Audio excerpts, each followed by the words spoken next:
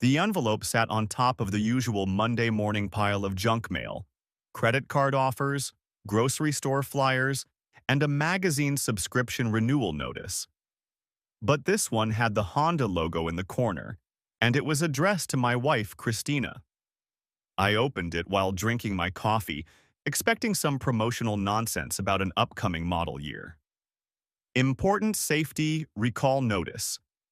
It read in bold red letters. I scanned the details. Christina's 2023 Honda Accord, the one her company leased for her as part of her sales director compensation package, had a manufacturer recall on the passenger airbag system. The letter urged immediate service and included a toll-free number for scheduling. I glanced at the clock. 7:15 in the morning. Christina had already left for an early client breakfast meeting, something that had become increasingly common over the past several months.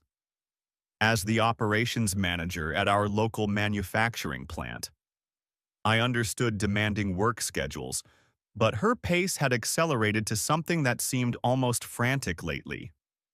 I pulled out my phone and dialed the dealership number. After navigating through the automated system, a service advisor picked up. Honda Service, this is Mike Palmer speaking. How can I help you today? Hi, Mike. I'm calling about a recall notice for a 2023 Accord. I read him the VIN number from the letter. Let me pull that up for you, sir. I heard keyboard clicking in the background. Okay, I've got the vehicle here. And your name? Daniel Foster. It's my wife's car, actually. Christina Foster. More keyboard sounds, then a pause that lasted just a beat too long. Mr. Foster, Mike said, his voice suddenly careful. I'm showing that this recall service was already completed on this vehicle. Really? When was that? My wife didn't mention it. Another pause. Let me verify the date here. November 18th, about 3 weeks ago. Huh, she must have forgotten to tell me. I started to thank him and hang up, but something in his hesitant tone made me pause. Was there any issue with the service? No, sir. The service went fine. It's just... He trailed off. Just what? Well, sir, I was the advisor who handled that appointment, and I remember it because your wife came in with her husband that day. At least, that's who I assumed he was. The coffee mug stopped halfway to my lips. I'm sorry, what? The gentleman who was with her. He was listed as an alternate contact on the service ticket. I just assumed, they seemed like... Mike was clearly uncomfortable now. My heart started beating harder.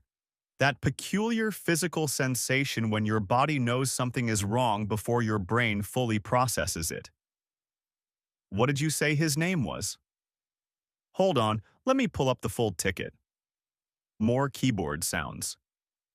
Robert Martinez. He's listed here as an alternate customer contact for future service notifications. I set the coffee mug down, afraid I might drop it. Can you tell me anything else about that visit? Mike hesitated. Mr. Foster, maybe you should come in and look at the service records yourself. I can't really, this feels like something you should see in person. I'll be there in 20 minutes. I grabbed my keys and wallet, my mind racing. Christina had never mentioned going to the dealership. November 18th. I pulled up my work calendar on my phone as I walked to my car. That was the day I'd driven to our regional facility 3 hours away for an all-day operational review meeting. I'd left at 6 in the morning and hadn't gotten home until almost 9 that night. The dealership was only 15 minutes from our house. I made it in 12. Mike Palmer turned out to be a guy in his early 30s wearing the standard Honda service uniform. He had the service records printed and waiting for me at his desk, and his expression told me he'd realized he'd stepped into something messy. Mr. Foster, I want to be clear. I'm not trying to cause any problems, but when you called asking about the recall and I saw this in the system, he slid the papers across the desk to me. The service ticket was standard enough at first glance. Vehicle information, service date, and time. November 18th, 2:30 p.m. appointment. Service performed. Airbag recall repair. No charge for recall work, but there was a $247 charge for an oil change and tire rotation that Christina had apparently added on. Then I saw the customer signature line. Christina's familiar handwriting, her full signature. Below that was a section I'd never paid attention to before. Alternate contact information for service notifications and vehicle pickup authorization. Name: Robert Martinez. Phone. Email. Relationship to primary customer. The box was checked. Spouse. Partner. And there was his signature, bold and confident, right below Christina's. He paid for the additional services, Mike said quietly, pointing to the payment section. Credit card on file, Robert Martinez, Visa ending in 4829. My hands were shaking. I set the papers down on the desk before I crumpled them. There's more, Mike said, even more uncomfortable now. It's our standard procedure for alternate contacts who might pick up vehicles. We make a photocopy of their driver's license for our records. Security protocol. He slid another paper across. A photocopy of a driver's license. Robert Martinez. Age 44. An address on the north side of town, maybe 15 minutes from where Christina and I lived. The photo showed a man with dark hair graying at the temples, a strong jawline, and an easy smile.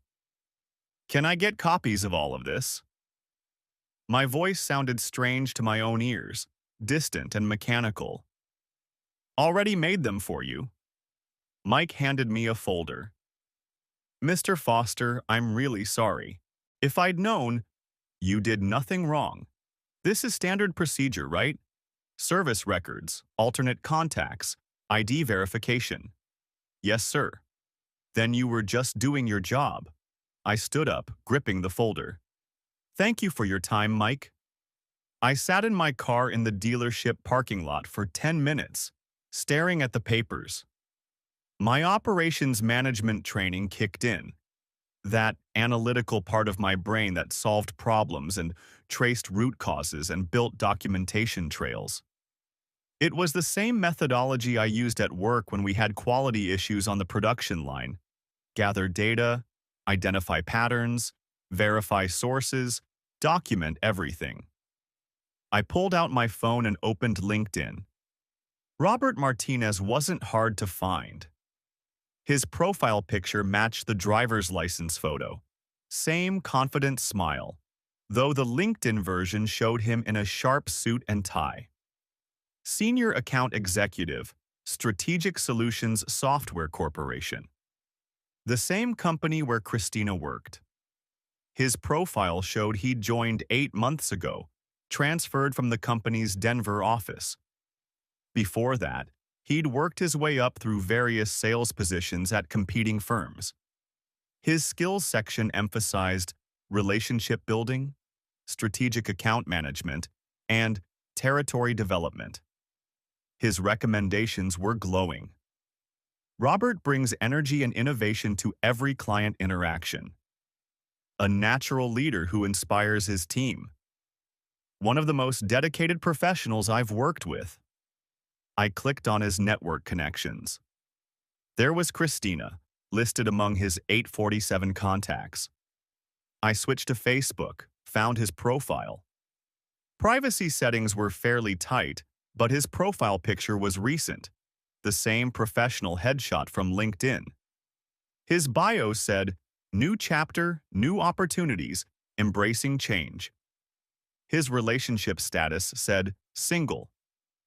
I dug deeper through public posts. 6 months ago. Sometimes the hardest decisions lead to the best outcomes. 5 months ago. Starting fresh isn't giving up, it's giving yourself a chance. 4 months ago. Excited about new directions in both work and life.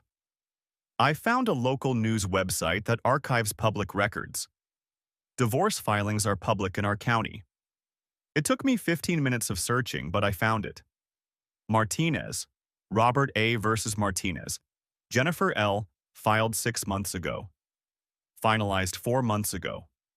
No children listed. Disposition. Mutual dissolution with asset division. The timeline was forming in my head like a production schedule chart. 8 months ago, Robert transfers to local office, starts working with Christina. 6 months ago, Robert files for divorce. 7 months ago, roughly. Based on Christina's behavioral changes, this is probably when things started. 4 months ago, Robert's divorce is finalized. 3 weeks ago, Christina brings Robert to the dealership, lists him as alternate contact, lets him pay for her car service with his credit card while I'm out of town.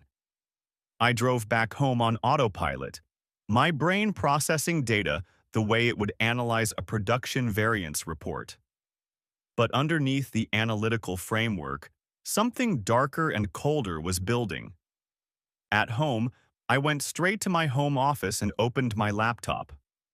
The operations manager in me took over completely now.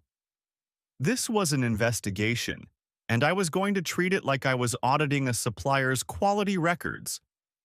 I started with Christina's company directory, which I could access because I'd helped her set up her laptop a year ago and still had her login credentials saved. Robert Martinez reported to the same regional sales director that Christina did. They were in the same department, same division, same operational chain. I pulled up Christina's calendar. She'd given me access years ago when we were coordinating family schedules, and apparently she'd never thought to revoke it. I scrolled back through the past 6 months. The pattern was immediate and obvious. Before Robert's arrival, Christina averaged maybe 1 overnight business trip per month. After his arrival, that number doubled, then tripled. By the past 2 months, she was gone overnight at least once a week, sometimes twice.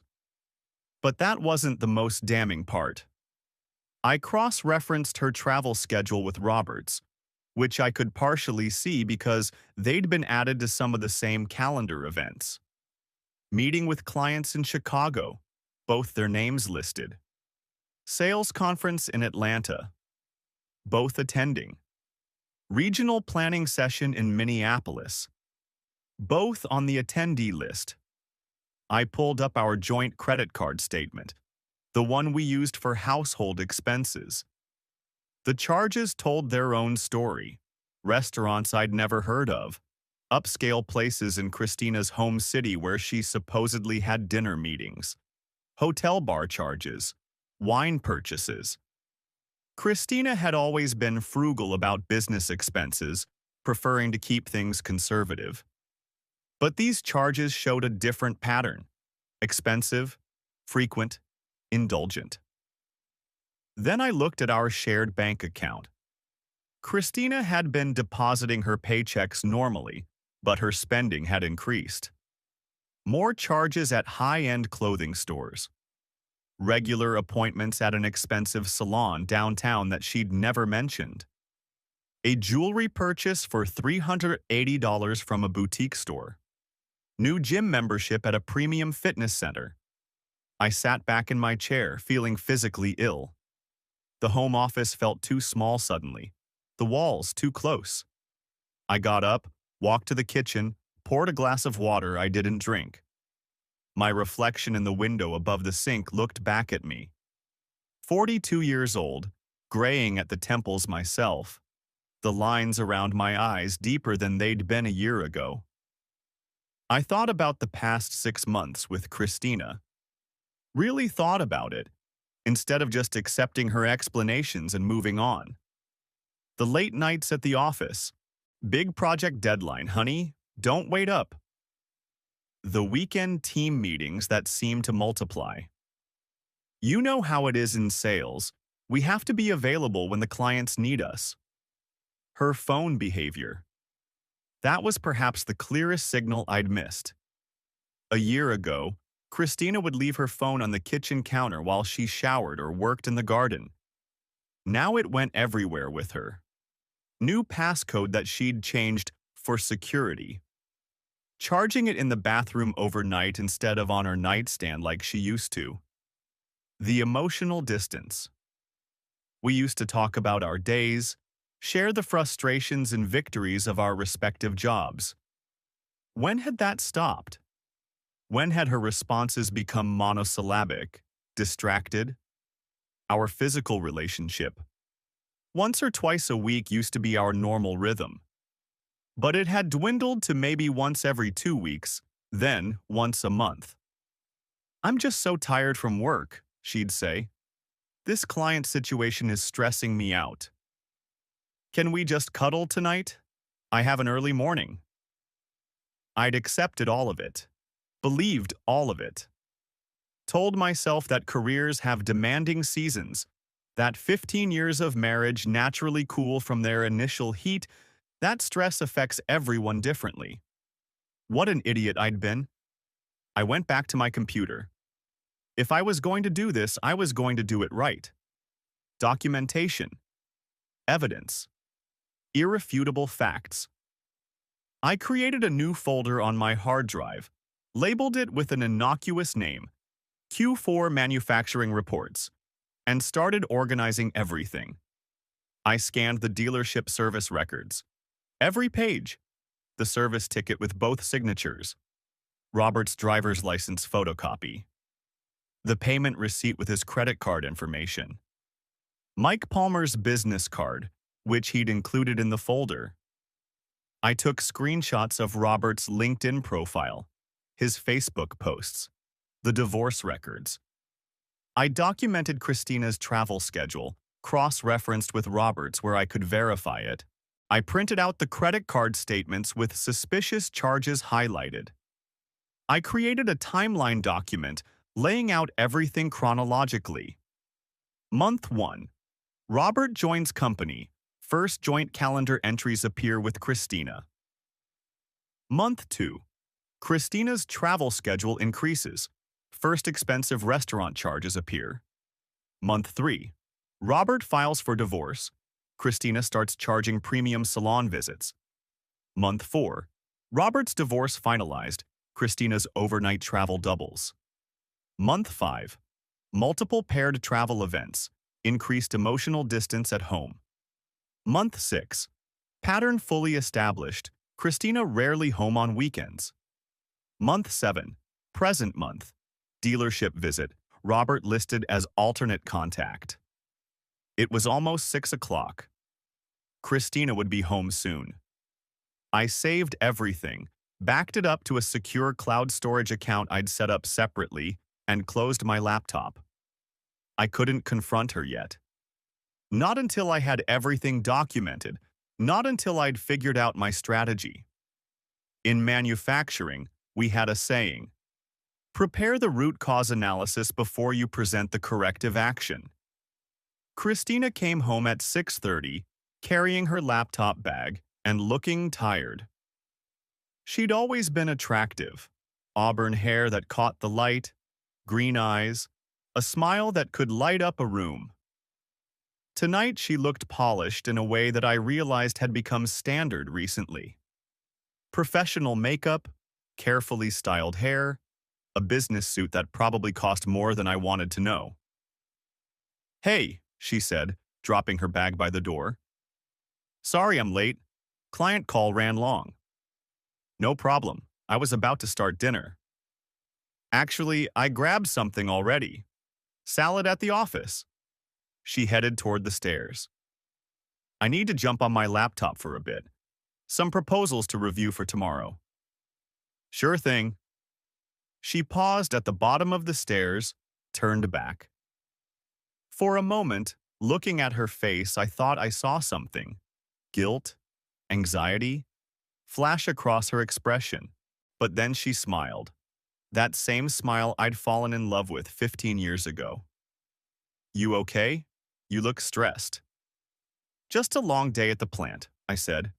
Production variance issues in Building C. Ah, well, don't work too late yourself. She climbed the stairs toward our bedroom. I stood in the kitchen, listening to her footsteps overhead. The home office was up there, too, right next to our bedroom. That's where she'd be for the next several hours, allegedly working on proposals. I wondered if she'd be texting Robert instead. Or maybe video chatting with him after she was sure I was occupied downstairs? I pulled out my phone and looked at the dealership records I'd photographed earlier. Robert's driver's license, his confident smile looking back at me from the photocopy. You made a mistake, I thought. Both of you made a mistake. You took her to a public business, signed official paperwork, created documentation that could be verified and cross-referenced and used in legal proceedings. You treated this like it was already real, already legitimate. You put it in writing. And now I had evidence that wasn't just suspicion or circumstantial observation. I had signatures, payment records, government-issued ID photocopies, official business documentation with timestamps and locations, and multiple witnesses. In manufacturing, we called this objective quality evidence, the kind of proof that couldn't be argued away or dismissed as interpretation. The next morning, Tuesday, I woke up before Christina. She was still asleep when I showered, dressed, and headed downstairs. I made coffee, packed my lunch, and left for the plant by 6:30. At my desk before the operational morning meeting started, I did more research. I accessed the company directory again. Christina still hadn't changed her passwords, and found the organizational chart. Robert reported to the same regional sales director as Christina, a guy named Thomas Steele. But what I hadn't noticed before was that Christina and Robert frequently attended the same team meetings, worked on the same client accounts, and had overlapping territories. That wasn't standard structure for their division. Usually, account executives had distinct territories to avoid overlap and internal competition. But their calendar entries showed joint client meetings, paired presentations, coordinated travel schedules. Someone in management had deliberately structured their work relationship to maximize their collaboration. I wondered if that someone had noticed what was developing between them. Or maybe that person had actively encouraged it, thinking a strong working relationship between two top performers would benefit the division's numbers. I pulled up their company's internal expense reporting system. Christina had given me access to this too, years ago when she'd needed help reconciling some receipts for her taxes. Another access point she'd apparently forgotten about. The expense reports told their own story. Business dinners that stretched late into the evening. Hotel upgrades from standard to premium rooms. Rental car charges when the company policy would have covered taxis or ride shares. Christina's submissions always had proper receipts and client names attached, but the pattern was clear. These weren't just business expenses. They were expensive, intimate, indulgent, and buried in Robert's expense reports, which I could see because they went through the same approval chain as Christina's, were matching patterns. Same restaurants, same dates, same client names listed as justification. They were billing the company for their affair. I documented everything: screenshots, printed reports, highlighted entries, added it all to my growing evidence file. That evening, Christina came home at 7:30, even later than the night before. "Another client call?" I asked, keeping my voice neutral. "Yeah, and then Thomas wanted to discuss Q1 planning. Sorry, I should have texted." "No worries, I made pasta. There's plenty left if you're hungry." "I'm good. 8 at the office. She set down her bag, pulled out her phone, glanced at the screen. A small smile crossed her face before she caught herself and schooled her expression back to neutral. I'm gonna take a quick shower and then do some work in the office. Sounds good. She headed upstairs. I heard the water running eventually, the familiar sounds of her nighttime routine. When she came down an hour later for water, she was wearing yoga pants and a comfortable sweater, her hair still damp. "You're still up?" she asked. I was sitting on the couch, watching a documentary about manufacturing innovations. "Yeah, couldn't sleep. This is actually pretty interesting. They're covering lean production methods." She nodded, distracted, already thinking about getting back upstairs. "Well, don't stay up too late. You work too hard as it is," says the woman who's been working until midnight every night this week. A flash of something in her eyes, defensiveness, guilt, but she covered it with a laugh. Sales never sleeps, you know that. After she went back upstairs, I pulled out my phone and looked at my evidence files. I had enough now. More than enough. But I wanted to be absolutely certain, to have such an overwhelming documentation trail that there would be no room for denials or alternative explanations. Wednesday, I took a long lunch and drove across town to the address on Robert's driver's license. It was a newer apartment complex, the kind of mid-range place that recently divorced men often ended up in. 3-story buildings arranged around a central courtyard, parking underneath. Generic but respectable. I didn't know what I was looking for exactly. Confirmation, maybe. Evidence that Robert was real, that this wasn't some elaborate mistake or misunderstanding my mind had constructed. His car was in spot 247, a silver Lexus sedan, the kind that said, "Successful Sales Professional." The license plate matched the vehicle registration I'd found in the public records database. I sat in my car in the visitor parking area, feeling slightly ridiculous. What was I doing? Following my wife's affair partner to his apartment like some kind of amateur detective? But then I thought about the dealership service records, the signatures, the credit card payment, the driver's license photocopy. This wasn't amateur detective work. This was verification of documented evidence. I drove back to the plant, made it in time for the afternoon production review meeting. That evening, Christina came home at 8:30. "Jesus, Christina, you're gonna burn yourself out at this pace," I said when she walked in. I know. It's just this quarter-end push. It'll calm down after we close these deals." She looked genuinely exhausted, dark circles under her eyes despite the professional makeup. "How was your day?" "Usual manufacturing chaos. We had a supplier quality issue that needed escalation." "You'll figure it out.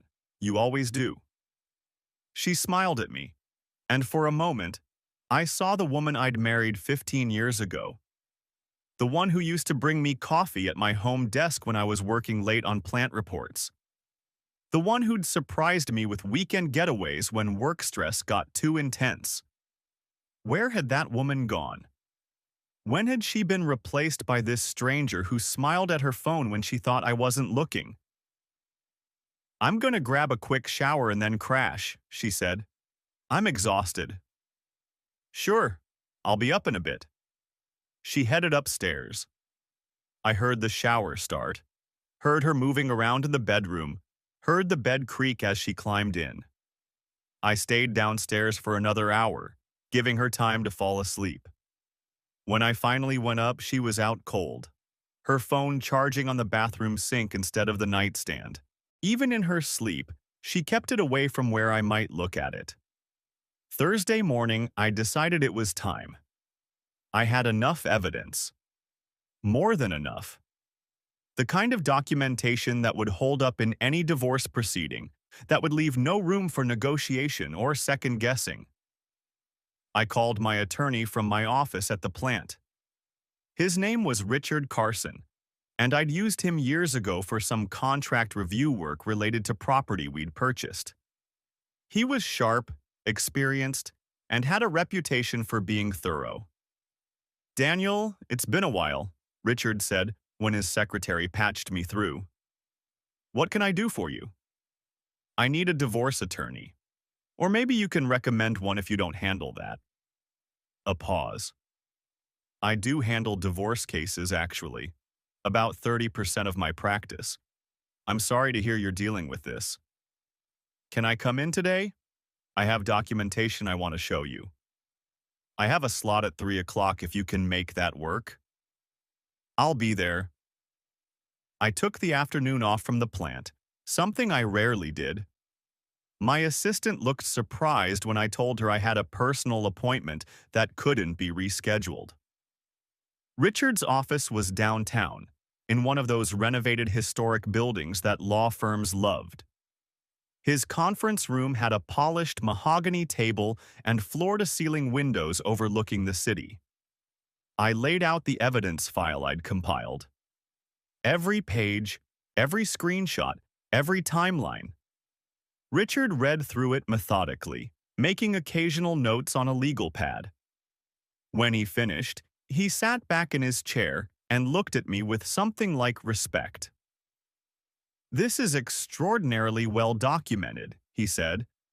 "Most people come in here with suspicions and maybe some texts they've glimpsed. You've built a complete evidence file with objective documentation. I'm an operations manager. Quality documentation is what I do." He smiled slightly.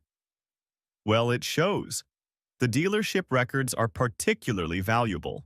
This isn't hearsay or interpretation. This is your wife signing official business paperwork listing another man as her alternate contact and allowing him to pay for service on her vehicle. Can we use this in divorce proceedings?" "Absolutely. Illinois is a no-fault divorce state, so technically we don't need to prove adultery to file. But this documentation will be extremely valuable in asset division and any disputes about settlement terms." He flipped back through the pages. "The expense report information showing company policy violations is interesting too.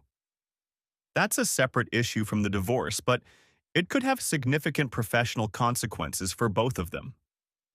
What do you recommend?" "First, we file for divorce.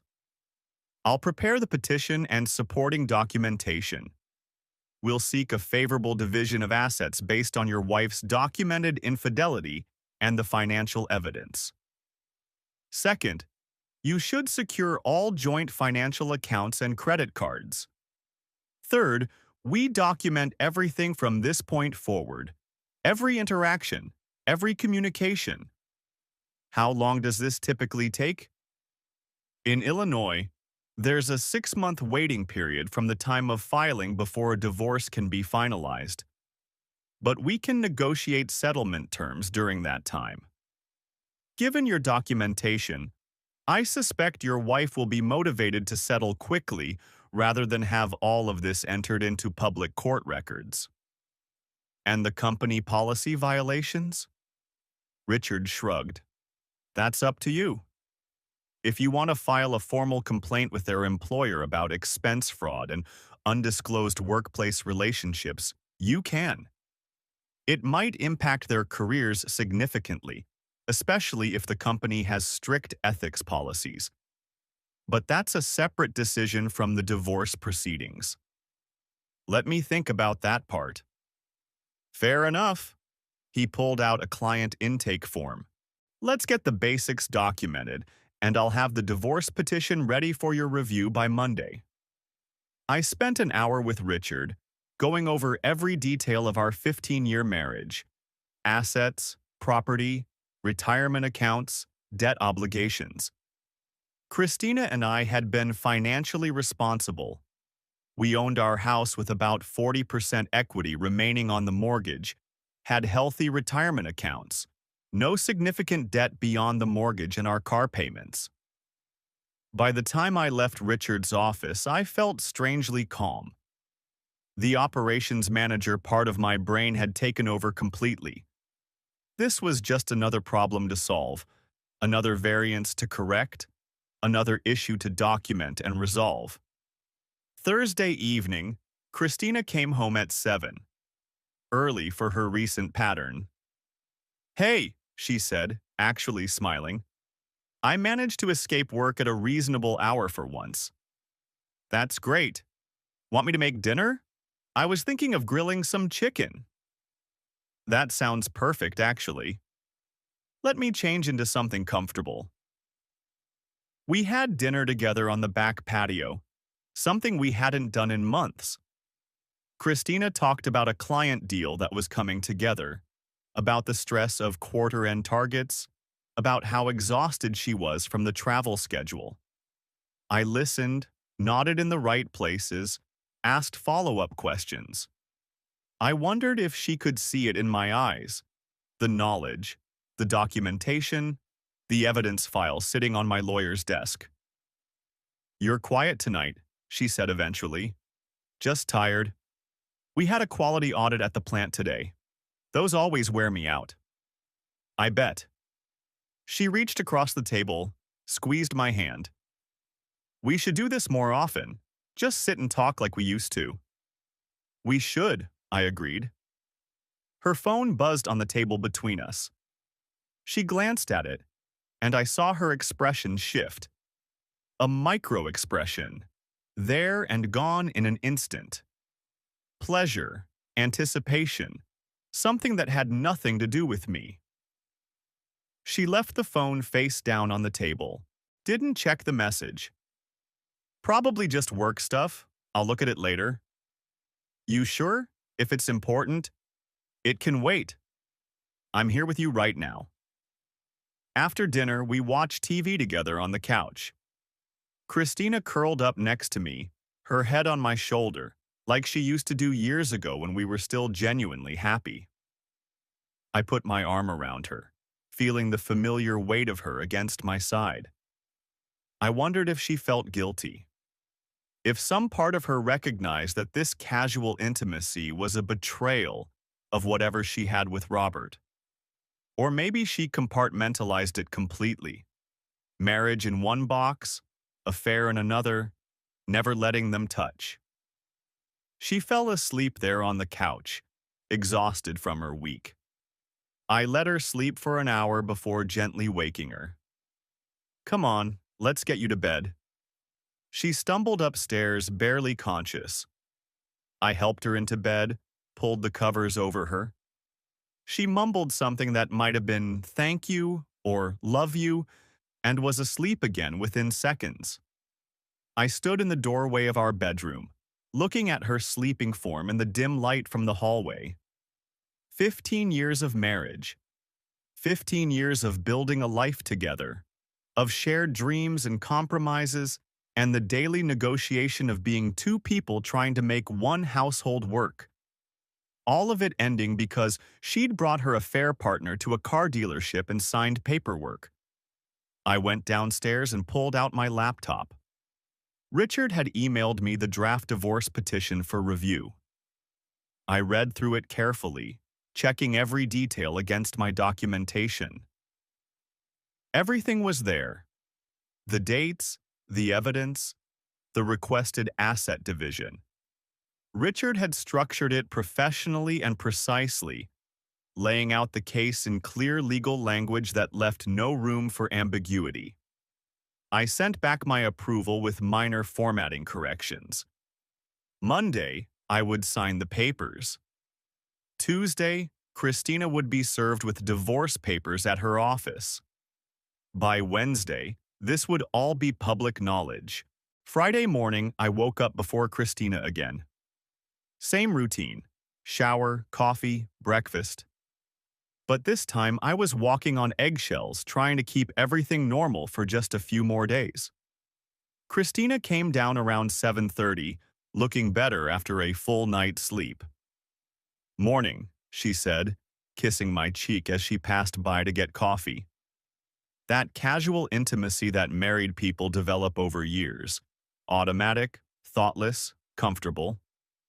Morning. Big day today? Quarter-end madness. I'll probably be late again tonight. Sorry. It's fine. Do what you need to do. She headed back upstairs to get dressed. I heard her moving around, getting ready. The familiar sounds of her morning routine that I'd heard thousands of times before. My phone buzzed with a text from Richard. Papers ready for signature. Stop by anytime today. I texted back, we'll be there at lunch. At noon, I drove downtown to Richard's office. The divorce petition was professionally printed, bound in a blue legal folder.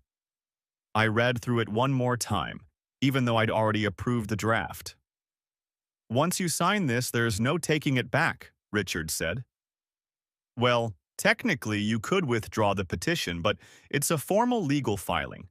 This becomes real. I understand. I signed on all the required pages. My signature looked steady, controlled, nothing like the chaos I felt underneath the surface. I'll file this with the court this afternoon, Richard said. The process server will deliver the papers to Christina's office on Tuesday morning. You might want to be prepared for her to contact you immediately after that. I'll be at work. She can call me there. One more thing, Richard said. You should probably stay somewhere else Monday night. When she gets served on Tuesday, she's going to want to come home and confront you immediately. It's better if you're not there for that initial reaction. I have a colleague who lives near the plant. I'll ask if I can crash there Monday night. Good. And Daniel? I know this is difficult, but you're doing the right thing. Based on this documentation, you have excellent grounds for a favorable settlement. I drove back to the plant with the signed papers in my briefcase. It felt heavier than it should have, like I was carrying something more than just paper and ink. That evening, Christina came home at 9 o'clock, later than ever. Jesus, Christina, this is getting ridiculous, I said when she walked in. I know. Just 2 more weeks until quarter end closes, and then it'll calm down, I promise. She looked genuinely apologetic. I'm sorry, Daniel. I know I've been absent lately. Yeah, you have been. She set down her bag and walked over to where I was sitting at the kitchen table, wrapped her arms around my shoulders from behind, rested her chin on the top of my head. I'll make it up to you, she said softly. After quarter end, let's take a weekend trip somewhere, just us. No work, no phones, no stress. That sounds nice. She kissed the top of my head. I'm going to grab a quick shower and then pass out. Don't stay up too late, okay? I won't. She headed upstairs. I heard the water running, heard her moving around in the bathroom and bedroom. Eventually, the house went quiet except for the usual nighttime sounds. The hum of the refrigerator, the soft tick of the clock on the wall. I sat at the kitchen table for a long time, thinking about nothing and everything. Monday morning arrived with cold clarity. I packed a duffel bag before Christina woke up, loaded it in my car before she came downstairs. When she asked why I was taking a bag to work, I told her I might need to stay near the plant overnight because we were running some late-shift production trials. Okay, just text me if you're not coming home, she said, kissing me goodbye like always. Will do. I drove to work on autopilot. At the plant, I went through my normal routine: morning production meeting, quality reviews, operational reports. But underneath it all, I was counting down the hours until tomorrow morning. That evening, I drove to my colleague Brian's house instead of home. Brian was another operations manager, a divorced guy who understood complicated personal situations. When I'd called him on Friday and asked if I could crash at his place Monday night, he hadn't asked questions. Guest room is all yours, man, he said when I arrived. Beer in the fridge if you need it. Thanks, Brian. I appreciate this.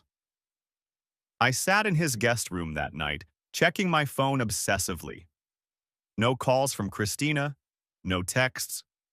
She thought I was at the plant, running production trials. Tomorrow morning, the process server would walk into her office at Strategic Solutions Software Corporation and hand her the divorce papers. In front of her colleagues, in front of Robert, in front of everyone in her professional world. And then everything would change. Tuesday morning, I was at my desk by 7 o'clock.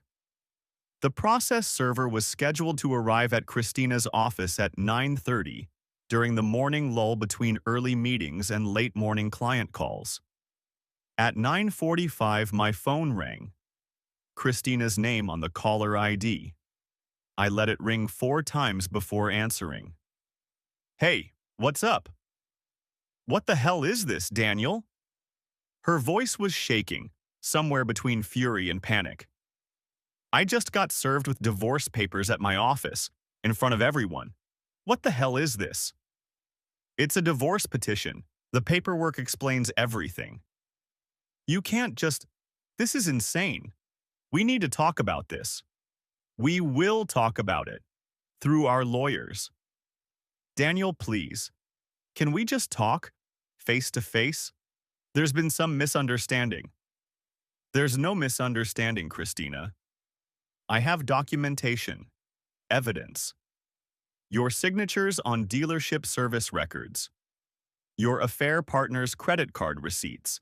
Your expense reports showing company policy violations. I have everything. Silence on the other end of the line. Then, how long have you known? Does it matter? Please, can we just talk? I'll come home right now. We can figure this out. I'm not at home, and there's nothing to figure out. You made your choices, Christina. Now you deal with the consequences. Where are you? That's not your concern anymore. Have your lawyer contact mine. All communication goes through them from now on. I hung up before she could respond. My hands were shaking. The operations manager facade was cracking, the emotion underneath threatening to break through. I set the phone down on my desk and took several deep breaths. The phone rang again, Christina calling back. I declined the call. It rang 3 more times over the next hour. Each time I declined it. Then text messages started coming through. Daniel, please, we need to talk about this. I know I messed up, but we can work through this. 15 years of marriage deserves a conversation at least. Please don't do this. Please. I turned the phone to silent and focused on work. Production reports, quality metrics, supplier evaluations. The familiar rhythms of manufacturing operations that made sense, that followed logical rules and produced predictable outcomes. At noon, Richard called. Her attorney just contacted me, he said. Christina wants to negotiate a settlement immediately. That was fast. She's motivated. Apparently being served at her office was problematic. Her employer is now aware of the situation, and there are questions being raised about her expense reports and her relationship with a coworker. I didn't file any formal complaints with her company. You didn't need to. The divorce petition references the documentation as evidence of adultery. Their HR department would have been notified as part of standard protocol when legal proceedings involve employees. They're obligated to investigate. What kind of settlement is she proposing? Extremely favorable to you, actually. She wants this resolved quietly and quickly. She's offering you the house with full equity, 60% of the retirement accounts, and she'll assume full responsibility for her car lease and credit cards. That's more than I expected. She's desperate to avoid a prolonged legal process that would make all your documentation public record.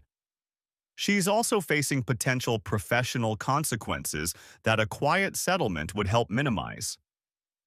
What about her and Robert? What happens to them professionally?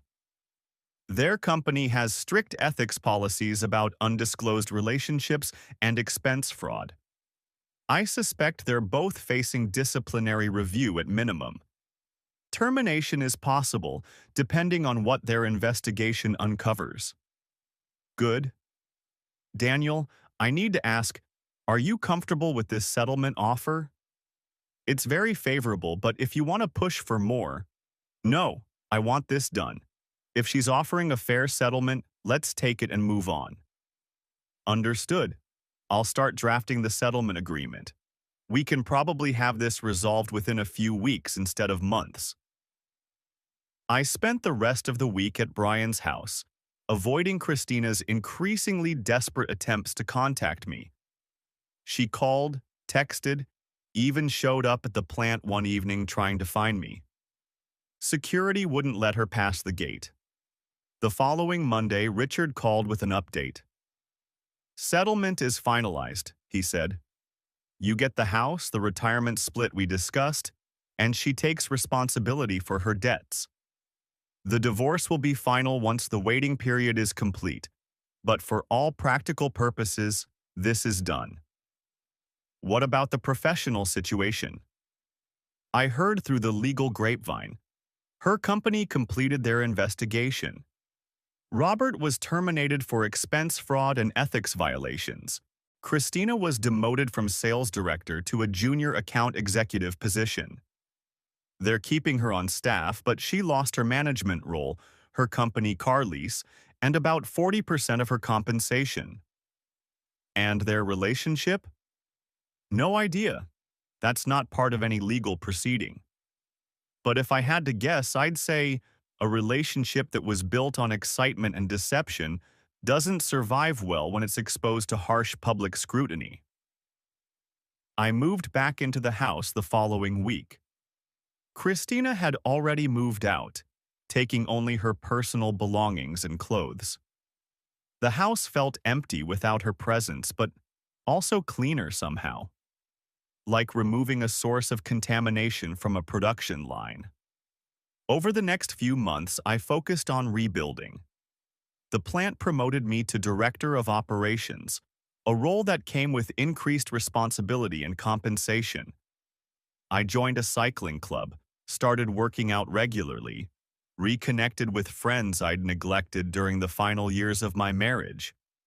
I heard updates about Christina through mutual acquaintances.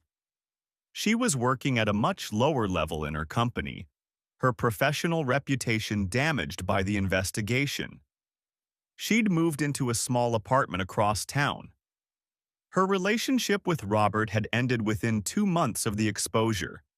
Apparently, the romance couldn't survive the reality of public scrutiny and professional consequences. Robert, I learned, had difficulty finding comparable work after being terminated for cause. Sales positions at his level required references and background checks, and a termination for ethics violations was a permanent black mark on his record.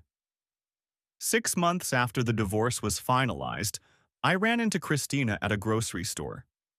She looked different, older, tired, the polish gone from her appearance. She saw me, hesitated, then approached. "Daniel," she said, "how are you?" "I'm well." "You?" "Managing." She shifted her shopping basket to the other hand. I wanted to say, "I'm sorry for everything. I made terrible choices and I hurt you in ways I can never take back."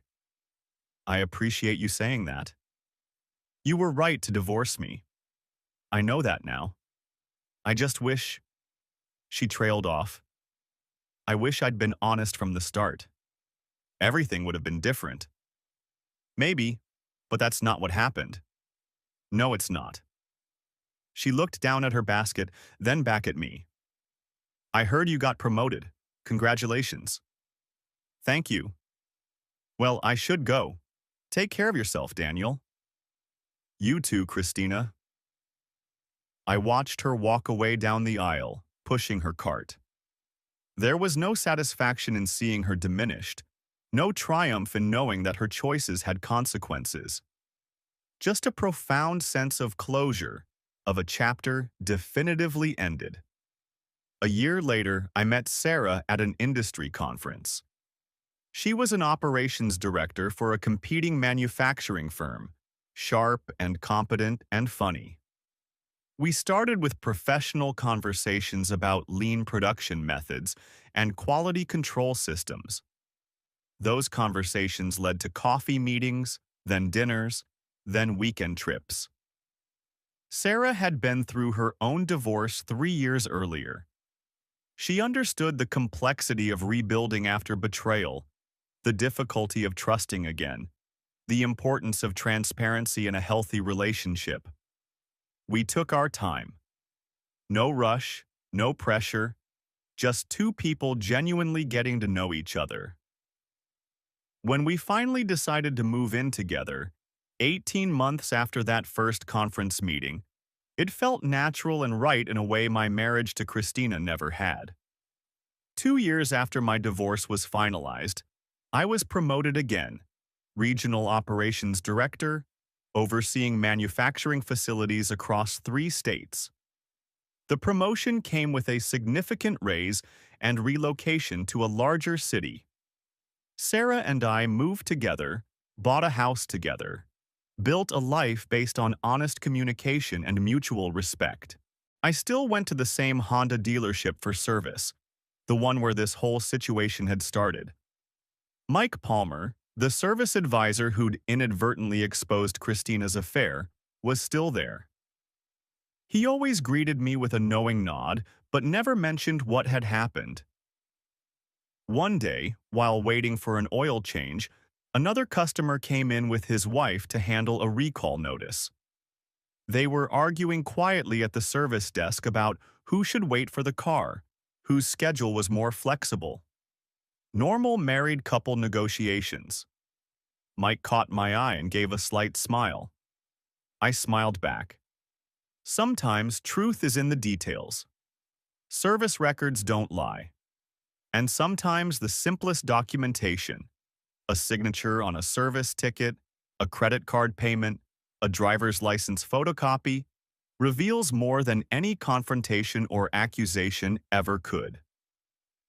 I drove away from the dealership that day, thinking about how far I'd come. From the morning I'd opened that recall notice to now, a journey of exposure, documentation, legal proceedings, and ultimately, recovery. Christina's choices had ended our marriage. But my choices, to document carefully, to proceed methodically, to insist on transparency and accountability, had given me the foundation to rebuild something better. In the end, that was the revenge that mattered most. Not her professional demotion or her failed affair or her diminished circumstances, but my success, my happiness, my new life built on honesty instead of deception. The recall notice had revealed more than just a faulty airbag. It had revealed the truth, documented in the most official and irrefutable way possible. And truth, I'd learned, was the most powerful tool of all.